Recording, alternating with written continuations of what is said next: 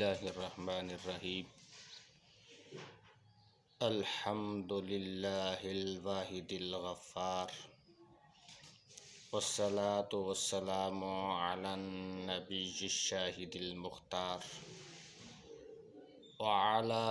آلہ الاطہار وعلی اصحابہ الاخیار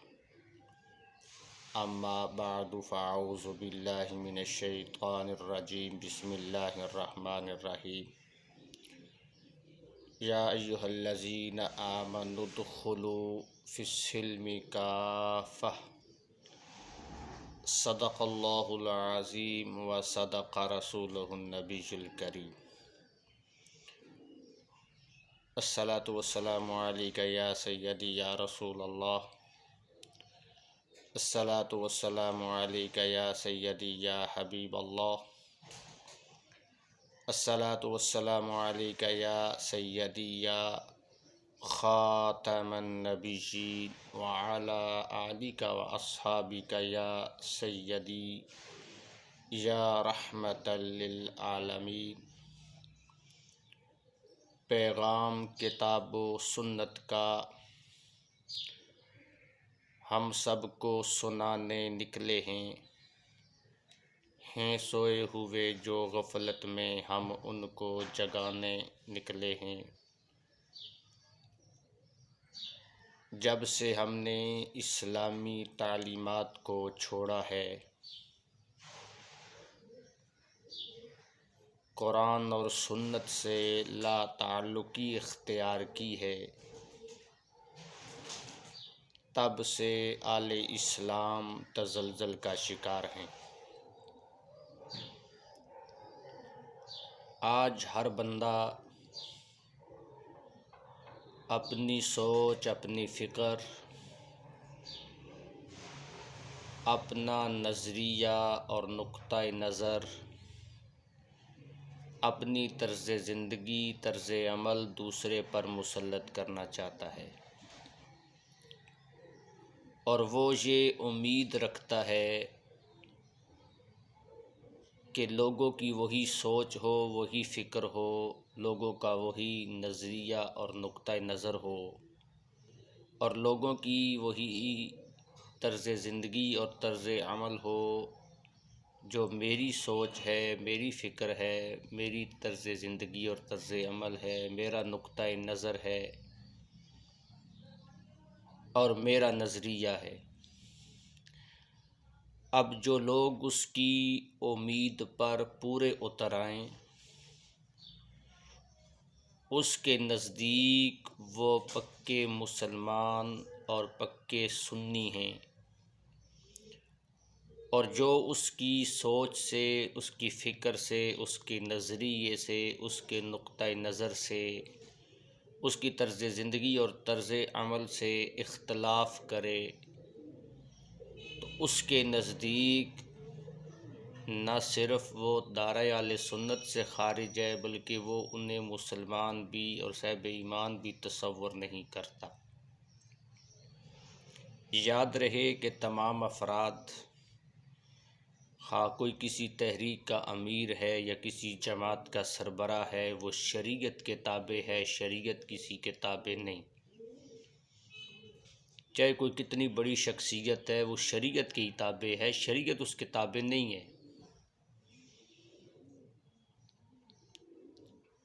اور اگر کوئی بندہ شریعت کا باغی ہو، چاہے وہ کتنے اعلیٰ نسب سے ہے یا کتنے اعلیٰ منصب پر ہے، اسے اپنے من میں جگہ نہ دو، بلکہ من سے نکال کے اس طرح باہر پھینک دو جیسے کوئی مکھن سے بال نکال کر باہر پھینکتا ہے۔ اور جو شریعت کا پابند ہے، شریعت کا فرما بردار ہے، شریعت کے تابع ہے، اور شریعت کے تابع وہ اپنی زندگی گزار رہا ہے، اگرچہ وہ کسی اعلیٰ نسب سے نہیں اور نہ ہی کسی اعلیٰ منصب پر ہے، تو اس سے محبت کرو اور اپنے دل کے اندر اس کے بارے میں عقیدت اور احترام رکھو۔ اس لیے کہ حضور نبی کریم صلی اللہ تعالی علیہ وسلم نے محبت کا اور دشمنی کا جو معیار بتایا ہے وہ یہی ہے کہ والحب فی اللہ والبغض فی اللہ، اگر کسی سے محبت کرو تو وہ بھی اللہ کی رضا کے لیے ہو، اور اگر کسی سے دشمنی اور عداوت ہو تو وہ بھی معاذ اللہ کی رضا کے لیے ہو۔ آج بہت سے پروفیشنل نقیب، قراء، نعت خوان، خطبا، واعظین اور سجادہ نشین اور اپنے آپ کو سیاسی اور سماجی شخصیت تصور کرنے والے عشق رسول کا دعویٰ کرتے ہیں۔ جب ان سے پوچھا جائے کہ تم اپنے آپ کو عاشق رسول کہتے ہو تو تمہارے پاس کیا دلیل ہے عشق رسول کی کہ تم عاشق رسول ہو، تو کوئی اپنی شعلہ بیانی کو اپنی دلیل بناتا ہے، کوئی اپنے آواز کے جادو کو اپنی دلیل بناتا ہے عشق رسول کی، اور کوئی ترنم کو اور الفاظ پر اپنی ایک گرفت کو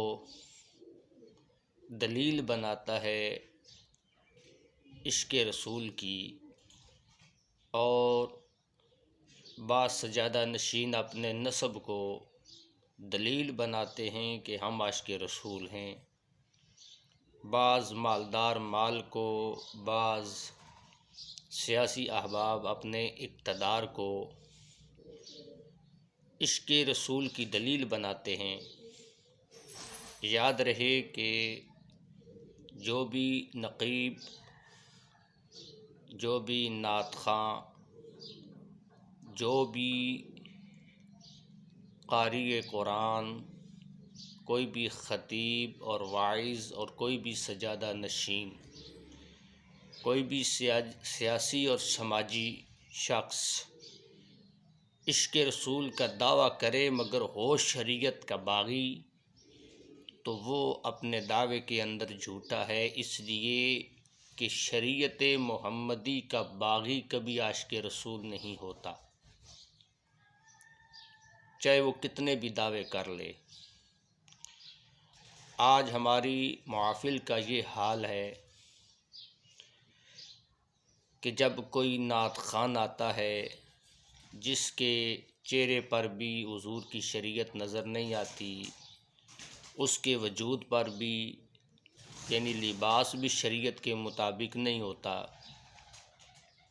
اس کا اٹھنا بیٹھنا بھی شریعت کے مطابق نہیں ہوتا، جب وہ پروفیشنل نعت خوان، نقیب، قاری قرآن یا خطیب آتا ہے تو وہ ان بزرگوں کو جن کی ساری ساری رات مصلی پر گزرتی ہے اور پورا دن قال اللہ تعالی قال رسول اللہ کا درس دیتے ہوئے گزرتی ہے، کبھی وہ تفسیر پڑھا رہے ہوتے ہیں، کبھی وہ حدیث پڑھاتے ہیں، کبھی فقہ، کبھی اصول فقہ، اصول حدیث، اصول تفسیر، یعنی تعلیم دینے میں، تدریس میں ان کا دن گزرتا ہے اور عبادات میں رات گزرتی ہے، تو وہ آنے والا نعت خوان، وہ قاری، وہ نقیب، وہ خطیب اور وہ شریعت کا باغی، سجادہ نشین، وہ سیاستدان، وہ مالدار، اسے ہم اتنی عزت دے کر آگے بلاتے ہیں کہ وہ ان بزرگوں کو پاؤں میں مسلتا ہوا آگے آ جاتا ہے اور ان کے ادب و احترام کا، ان کے تقدس کا خیال ہی نہیں رکھتا۔ یہ لمحہ فکریہ ہے ہمارے لیے۔ حضور نبی کریم صلی اللہ تعالی علیہ وسلم کی بارگاہ میں ایک صحابی آتے اور جب وہ آتے تو حضور ان کی طرف دیکھ کر مسکرایا کرتے تھے۔ اس کی وجہ یہ تھی کہ ان کے چہرے پر 2 داڑھی کے بال تھے۔ وہ جب بھی حضور کی بارگاہ میں آتے تو ان 2 بالوں کو تیل لگا کر اور سنوار کر حضور کی بارگاہ میں آ جاتے، اور حضور ان کی طرف دیکھ کر تبسم فرماتے۔ تو ایک دن ان کے دل میں یہ شیطان نے وسوسہ ڈالا کہ 2 بالوں کا کیا ہوتا ہے، تو انہوں نے وہ 2 اکھاڑ دیے، اور اسی طرح حضور کی بارگاہ میں آئے تو حضور نبی پاک علیہ السلام نے اپنا چہرہ پھیر لیا۔ وہ جس طرف ہوتے حضور اس طرف سے چہرہ پھیر لیتے۔ وہ پریشان ہوئے، عرض کی یا رسول اللہ، میرے ماں باپ آپ کی عظمتوں پر قربان ہو جائیں۔ اس سے پہلے تو جب بھی آتا تو حضور کی توجہ میری طرف ہوتی اور حضور دیکھ کر مجھے مسکراتے۔ آج کیا بات ہے کہ حضور نے اپنا رخ میری طرف سے پھیر لیا ہے؟ تو میرے آقا علیہ الصلوۃ والسلام نے فرمایا کہ میرے غلام، اس سے پہلے جب تو آتا تھا تو تیرے چہرے پر 2 داڑھی کے بال تھے جس پر رحمت کے فرشتے جھولا جھولتے تھے، اور میں دیکھ کر خوش ہوا کرتا تھا۔ آج نہ وہ 2 داڑھی کے بال نظر آ رہے ہیں اور نہ ہی وہ رحمت کے فرشتے نظر آ رہے ہیں۔ اب فیصلہ آپ نے کرنا ہے۔ میری کسی کے ساتھ کوئی ذاتی نہ تو دشمنی ہے نہ عداوت ہے۔ فیصلہ آپ نے کرنا ہے کہ جس کی داڑھی کے صرف 2 بال ہوں اور وہ اکھاڑ دے تو اللہ کے محبوب صلی اللہ تعالی علیہ وسلم اس کی طرف سے اپنا رخ پھیر لیں۔ اب جو نقیب اور جو نعت خوان حضور کی سنت کاٹ کر آتا ہے، صبح وہ سنت کاٹتا ہے اور رات کو تیار ہو کر محفل کے اندر آتا ہے، جو قاری قرآن رسماً داڑھی رکھتا ہے، یعنی سنت کے مطابق نہیں ہوتی، یا جو خطیب بے عمل ہوتا ہے، یا جو سجادہ نشین شریعت کا منکر ہوتا ہے، یعنی اس کے چہرے پر بھی شریعت نظر ہی نہیں آتی، یا کوئی مالدار ہے یا کوئی کسی اعلیٰ منصب پر ہے، تو اب جس کے 2 بال تھے اس کی طرف تو حضور نے چہرہ بھی نہیں کیا بلکہ چہرے کو موڑ لیا۔ اب جو دن کو داڑھی منڈوا کے اور محفل کے اندر اشعار پڑھے، نقابت کرے اور دعویٰ عشق رسول کا کرے، اور جو نعت خوان داڑھی منڈوا کر شریعت کے خلاف لباس پہن کر اور بے عمل ہو کر آئے اور نقیب اسے عاشق رسول ہونے کی سند جاری کرے، اور وہ نقیب محفل کو عاشق رسول ہونے کی سند جاری کرے، قاری قرآن نعت خوانوں کو، نعت خوان قراء کو، خطبا، نقیب نعت خوان اور قراء کو، اور یہ حباب اس خطیب کو عاشق رسول ہونے کی سند جاری کریں، یا وہ نقیب یا وہ نعت خوان یا وہ قاری یا وہ خطیب جو بے عمل اور شریعت کے منکر سجادہ نشین کو عاشق رسول ہونے کی سند جاری کرے،